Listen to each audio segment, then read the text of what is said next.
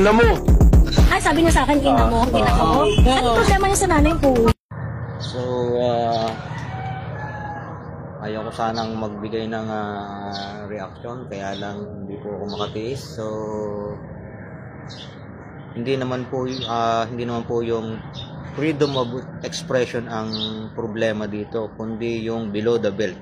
So, ang isang tao, pwede mo po siyang criticize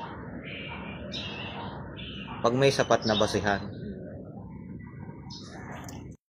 Pero kung mumura-murahin mo siya ng sobra-sobra, ay hindi po yun ang tama.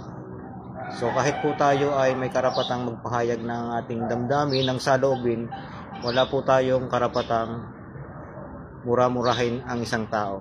So gaano man kasama ang kanyang ginagawa.